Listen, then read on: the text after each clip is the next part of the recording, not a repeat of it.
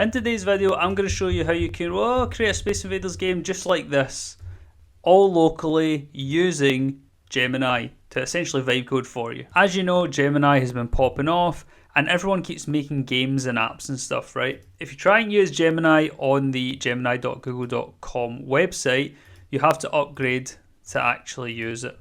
And I'm not upgraded, so I can't actually use it. Although I did find a workaround, which is I can go to aistudio.com and I can get it to run in here. The only problem is, for example, I've made some apps. I'll show you an app actually really quickly. We download this one. The only problem is, with running that, is that I have to then download it to run the app. So, for example, here's an application that I'd built inside Gemini with one prompt. Now, if you want to see how to do that inside here, you can go and check out my most recent video, which will be all about that. But in today's video, I'm going to show you how you can actually create a development environment, kind of like VS Code, but for Gemini and all contained itself. So we're going to be using Bolt.DIY. So you may have heard of Bolt.new, which is essentially, it creates apps. So you just give it a prompt and then you can run and edit and deploy full stack web and mobile apps. The only problem here is you have to pay for it. So there is a way though you can do it on your own computer, which is using something called Bolt.DIY. So Bolt.DIY is essentially an open sourced version of Bolt.new. And so we're going to download this and then we're going to plug in the API key that we can get from Google AI Studio, which is completely free. And then we're going to have Gemini 2.5 Pro creating apps and talking to it to essentially vibe code an app. So let's get started. The first thing you have to do is go to Bolt.DIY and then that will take you to this GitHub page, which is essentially a repository, which is a place for code. Now this is all the code. We don't have to worry about any of this though. All we have to do is scroll down. You want to do quick download. So if you click on download Bolt, it will then download it. Scroll down, source code here. It will then download that.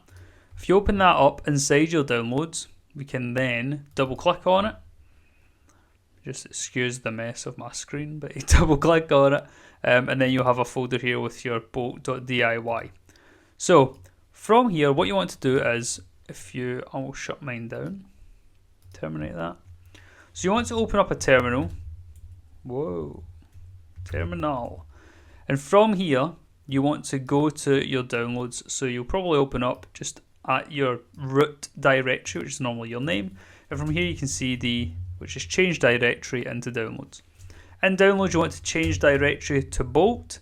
And the way I'm getting that to auto-populate is if I just press like B and then tab, it will then automatically put it in. If I have multiple things called it, you can see that it will tab between them. So anyway, we're going to Bolt. And then from here, if we go back to GitHub, we've got a couple of commands that we need to run. So the first thing we have to do, once we've installed it, is to install Node.js. If you don't have it installed, go to the Node.js download page and install it from here. But if once you have it installed and you're all sorted there, now you want to run the application. So the first thing you want to do is install this one. So copy that. We'll go back over, paste that in here. And then that's that done. Then the next thing is we want to install the dependencies. So basically we're just installing the application now. And then that's sorted. And then we want to start it by this command here. Paste it in. And boom, Bolt will now be running. So you can see that it is running here. Maybe you zoomed out a bit for you actually. I didn't even think about that. Localhost 5173. So if we copy that, we want to paste that in the URL up at the top here. So we paste that in. It will then start running Bolt, which is now Bolt.new essentially running on your computer now. Bolt.new, let me see, if we go to the left, where is it, down the bottom, see this here? That looks better. I can breathe again.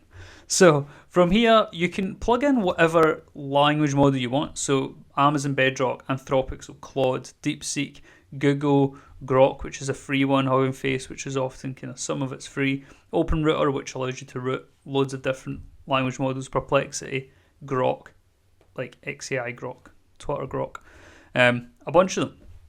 So the one we're going to use is Gemini 2.5.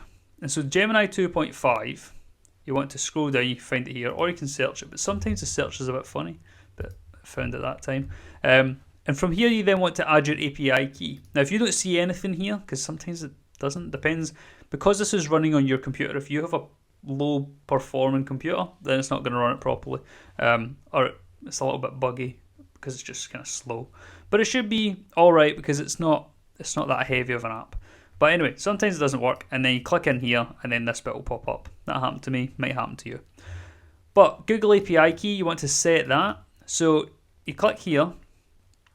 For you, actually, first here it will say get API key.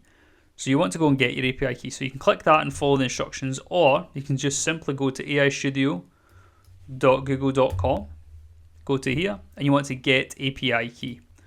Get API key, and then we want to click create API key. So this is going to be your unique key that we're going to use so that essentially Bolt can contact Gemini 2.5 and say, hi, it's me. So for me, it'll be like, hi, it's Luke. And then it says, oh, come in, Luke. What's your prompt? And then give you the answer. So first we want to connect it to some Google Cloud project, which you may have to go and create. And then create the API key. See, for like steps in these kind of tutorials when you don't know it, sure, you can go and check out other videos or whatever to find out the answer. But you could instead just literally ask ChatGPT or ask Gemini, how do I create a Google Cloud project? And it'll tell you. So copy that. And then we'll get that, bring it back to Gemini. Not Gemini, Bolt. And then you'll paste that in here. So paste that in. And then enter that. And it will set your API key. Now don't share that with anyone. I'll delete that one because you've just seen it. But from here now, you go to how can Bolt help you today? And this is where you would put in the prompt for whatever it is that you want it to do. There's a couple of examples down the bottom, so let's click on one of these just for inspiration. So make a Space Invaders game. If we click on that, it will then go off and start creating a Space Invaders game. Now, the thing to note here is that it doesn't just create the initial game, it will debug as well. So you can actually get Gemini to debug the code. You can also then get Gemini to update the code. So here what you're seeing is, on the right hand side here, we have code, we have the diff, so that's between like different essential changes essentially, and then preview, which is where you'll see the app once it runs. Now here you can see the code, it's like a code editor, and down the bottom you have your terminal. And on the left here we can see what it's doing, so it's thinking of what to do, and then it's starting to create the game, etc. And just like that, it's done. Holy, that was rapid. Let me see. Holy moly! How am I ever supposed to outlive this? Anyway, so on the left hand side, we can now then use, we could even use a different one if you wanted, but we'll use the same one, Gemini 2.5, and we'll say, make the Space Invaders shoot less. Because there's no way I'm supposed to win at that. So what it's going to do now is it's going to try and understand my prompt and figure out how to change the code. And so this is how it's an integrated code editor that you can then use to create projects and create applications, full stack applications. And you can see it's hosted here on your own system. So now we can see that Gemini is a way to do the changes, as you can see.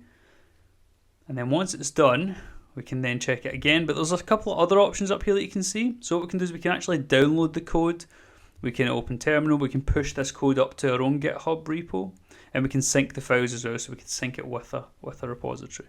Right, so it says it's done, response generated. Let's go to preview. There we go. That looks a bit better, doesn't it? Oh, because now I have a chance, whereas that last time I had literally like no chance. But there you go. So that's how simple it is, and then you can just continually make amendments here. So I hope you enjoyed. I hope that gave you a bit of value. If it did, like, comment, subscribe, all that good stuff. I also do have a school community where I talk all about applying AI. So come along, have a visit there.